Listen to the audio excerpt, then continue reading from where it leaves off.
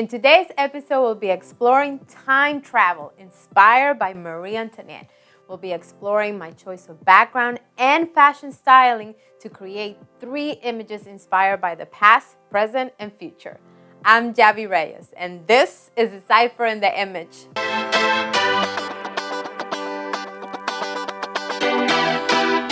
Let's decipher the first image inspired by the present.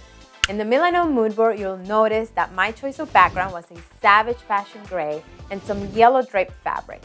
I had my model wear a 2-piece outfit and some black heels. This image is all about minimalism. The yellow fabric reminded me of those long curtains that you would normally see on French courts. I used my Canon R5 and shot most of my images with my 24 to 35mm lens. By shooting wide, I was able to make the drape look longer, as well as capture my model walking towards the camera. Whenever you use a wide-angle shot, essentially what you're doing is you're inviting your viewer to come into the scene with you. And I think this image has captured just that.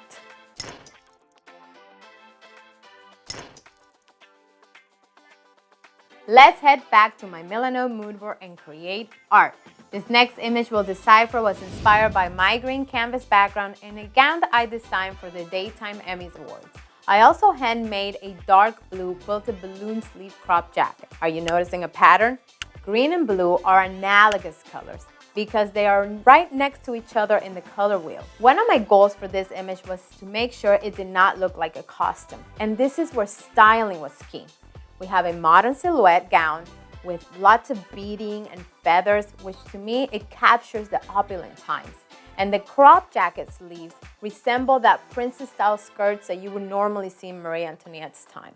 Let's take a closer look at the image straight out of camera.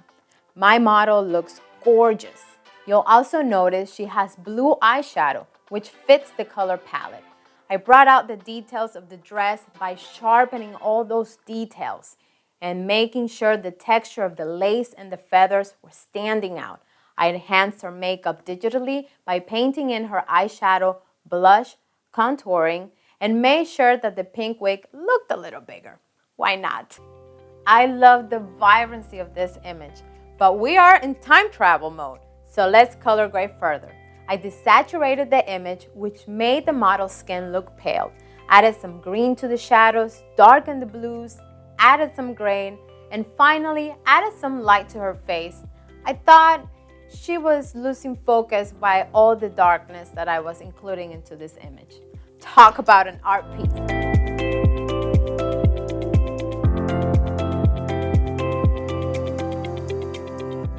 If my calculations are correct, we're about to go straight to the future.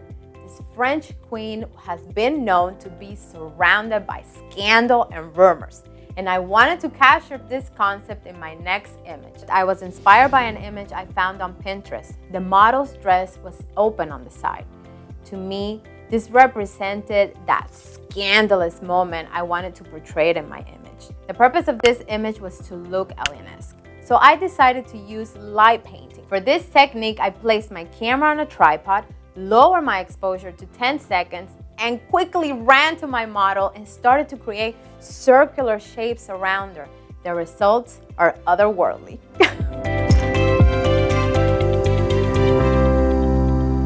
Thank you so much for joining me on this episode, and make sure you check out the previous one to discover how mood board and narratives can create compelling images.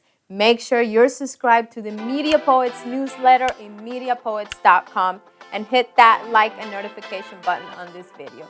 I can't wait to see you on the next one.